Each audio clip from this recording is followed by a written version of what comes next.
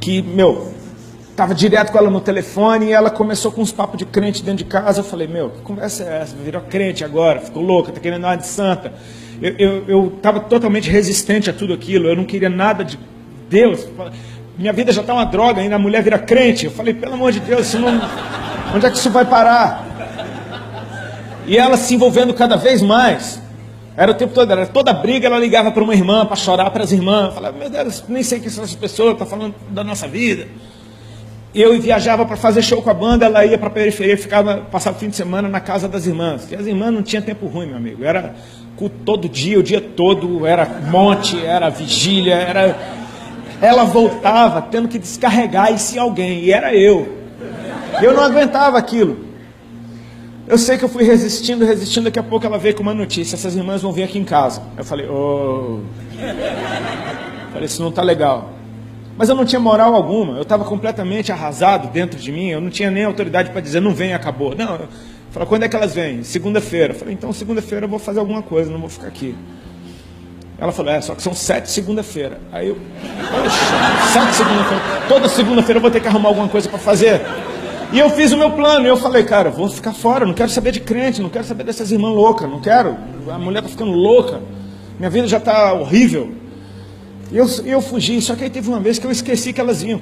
Quando elas chegaram, eu estava lá, eu falei, e agora o que eu faço? Aí a Ari falou, fica. Eu falei, tá bom. E foi chocante, porque aquele grupo de irmãs parecia a minha avó, cara. Todas elas pareciam minha avó.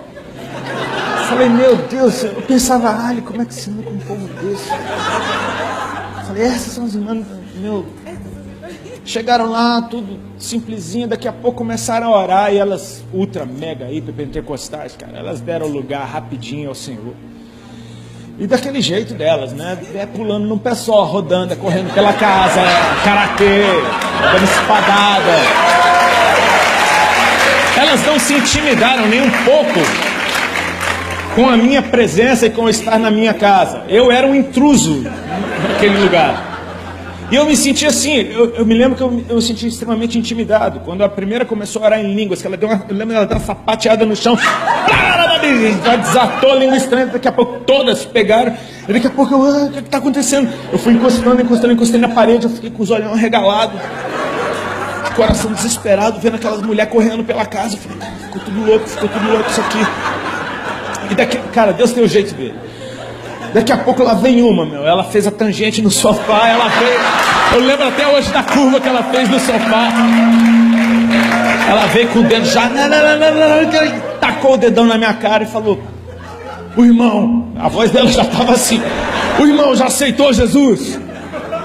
Cara, foi tipo Capitão Nascimento. Falei, já? Já? E a Ali estava do lado, a Ali falou, quando? Falei, não. Eu estava enquadrado, eu falei, cara, eu estava com medo, era muito medo. Hoje é engraçado, mas na hora não foi. A irmã entendeu, ela falou, você quer aceitar Jesus, filho? Eu falei, quero. Eu estava completamente intimidado. E ela falou, então faz uma oração comigo. E tudo que ela falou naquela oração eu repeti. Elas deram glória a Deus, elas disseram que eu estava salvo.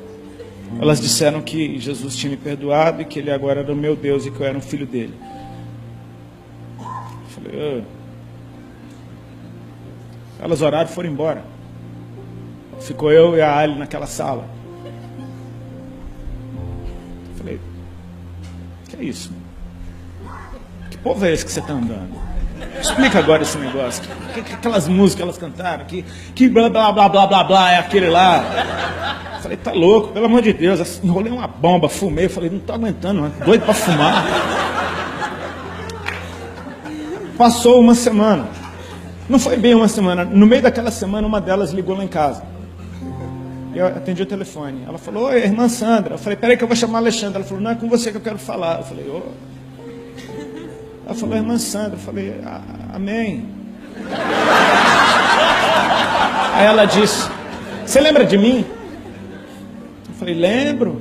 Não lembrava nada, tinha 5. Aí ela falou, eu era uma caladinha. Você lembra de uma caladinha? Aí eu lembrei mesmo, tinha uma que não abriu a boca, só ficava me olhando torto. Ela não olhava bonito, não, ela, uma cara braba, olhando assim. Ela foi a que mais me incomodou.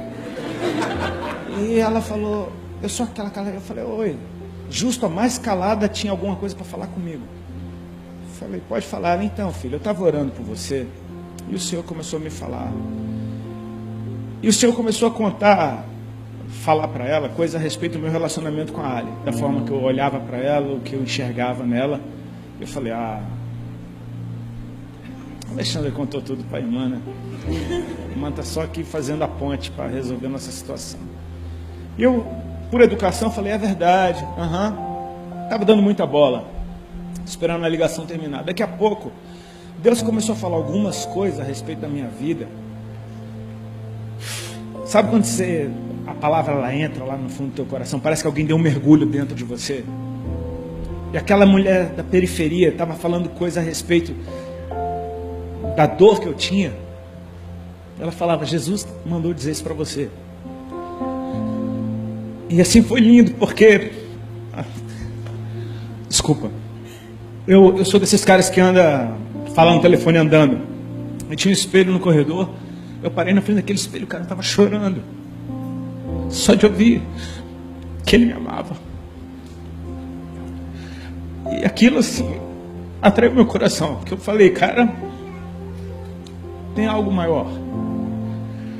Veio a segunda-feira seguinte e eu não relutei, eu quis ficar. Eu já falei, poxa, qual é? Sabe a curiosidade, o Senhor, Ele toca a gente com a curiosidade. Ele não mostra tudo, e Ele nunca vai mostrar tudo. Isso é lindo a respeito dEle. Ele vai manter a gente buscando sempre. Eu queria saber, como assim? Vieram aquelas irmãs, fizeram aquela gritaria na sala, correram, pularam, gritaram. Eu já não fiquei com medo, eu já estava acostumado. Parei, fiquei fingindo que eu estava orando, só mexendo a boca. E de repente, cara, uma delas, ela veio na minha direção, fazendo a curva no sofá. Eu falei, já sei o que vai acontecer, ela vem orar por mim. Isso é interessante a gente saber como a gente se torna religioso rápido. A gente já sabe tudo que vai acontecer. Eu falei, não, ela vai vir aqui na minha direção, ela vai orar por mim. E foi dito e feito, e ela veio. Só que ela não veio com o dedo na minha cara, ela veio com a mão na minha cabeça. Ela botou a mão na minha cabeça e ela parou, e ela começou a orar em línguas. Eu, naturalmente, não entendia nada do que ela estava falando, eu simplesmente fiquei quietinho no meu canto. No meio daquela oração, ela tomada, cheia do Espírito Santo, ela baixou a mão até a minha barriga.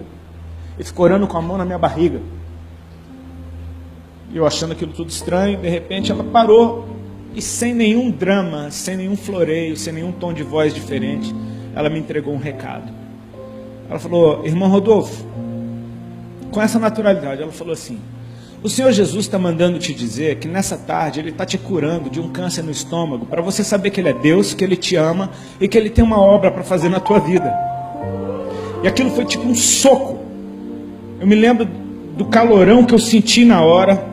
Eu me lembro de um pinguinho de sorriso que apareceu na minha boca, tipo, porque são as boas novas. Ele tem boas notícias para nos dar. Ele é bom.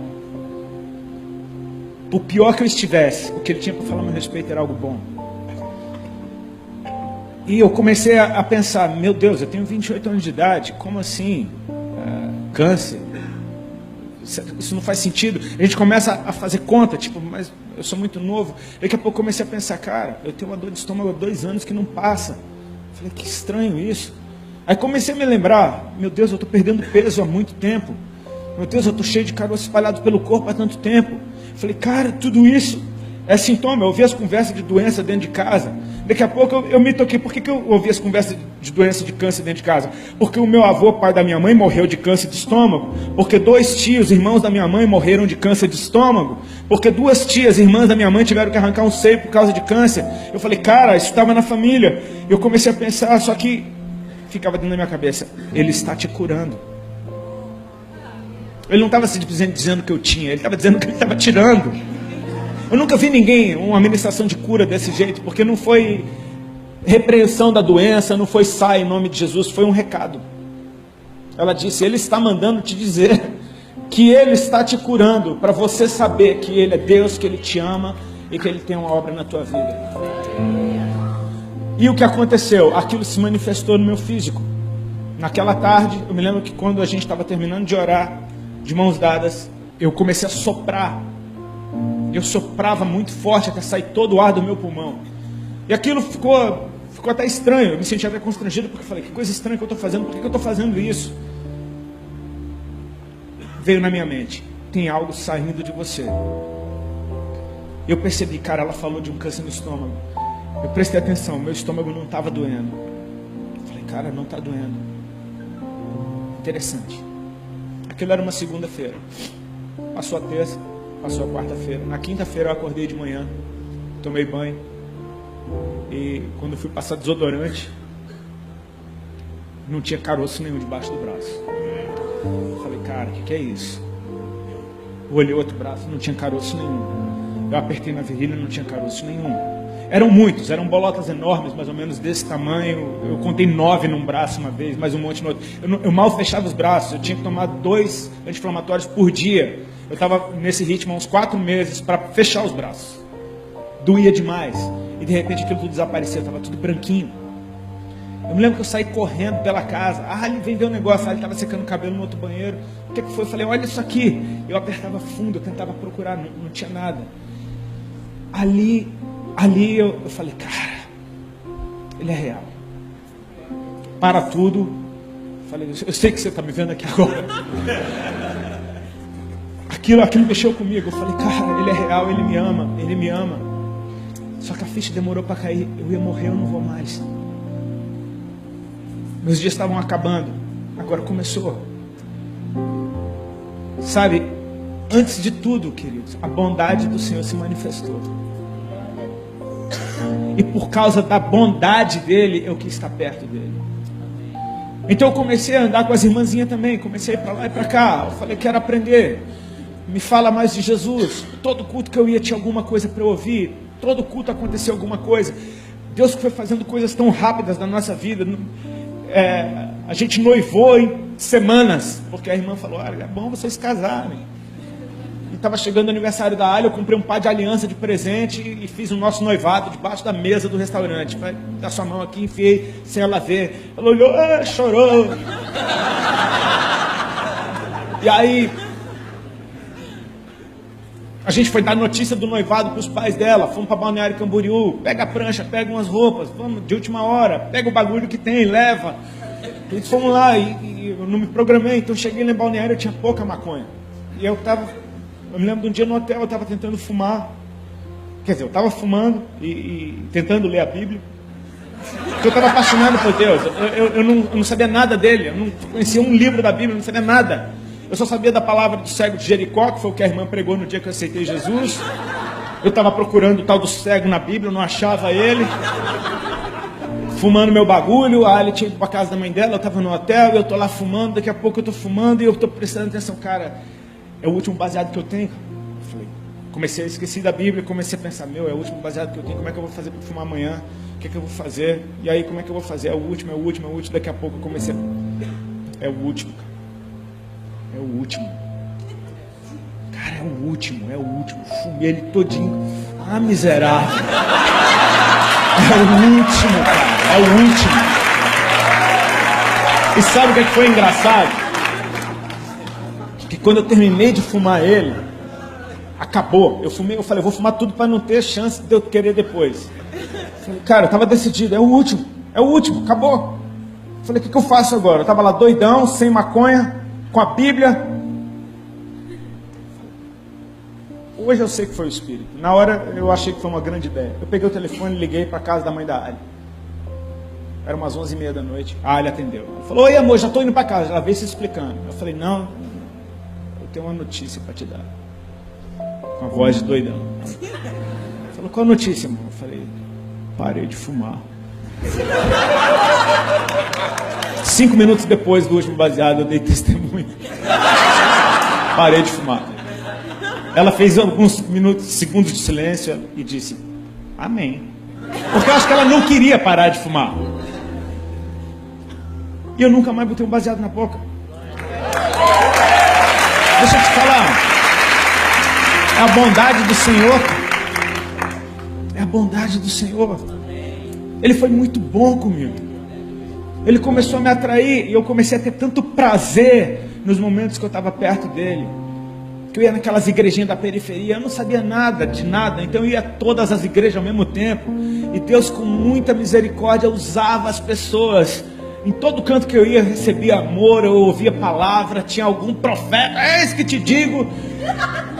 Era intenso o negócio, era uma coisa que não parava. E a gente ia ficando bobo. Eu me lembro de uma vez, eu saindo de um culto na casa de um irmão, que era numa favela, e eu todo chorado, ainda no culto. E aí eu cheguei no carro, acendi um cigarro, e eu tô chorando, eu falando, cara, cigarro não tem mais nada a ver. Daqui a pouco eu comecei a querer parar de fumar cigarro. Quando você vê, as coisas foram caminhando simplesmente por exposição à presença dele. O Espírito convence. Ele foi me convencendo, tipo, isso aqui não é legal. Não é que tipo, eu não posso fumar porque senão eu vou pro inferno. Não, é tipo assim, poxa, ele é tão bom, por que eu ainda estou preso nisso? Eu comecei a olhar para ele, e você percebe, conhece a verdade, cara. Ela te liberta.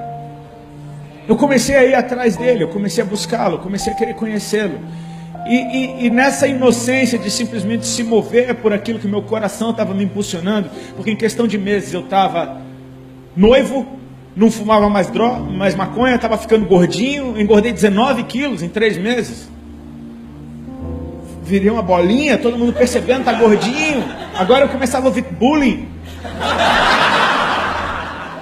E eu estava amando aquele bullying, porque eu falei, cara, esse bullying, ele testifica de que eu estou curado, não é viagem, está acontecendo. Eu apertava debaixo do braço o dia inteiro, só para ver se não tinha nada ali. Então, sabe aquele dia que você fala, poxa, será que isso não é uma viagem da minha cabeça? Apertava debaixo, não é.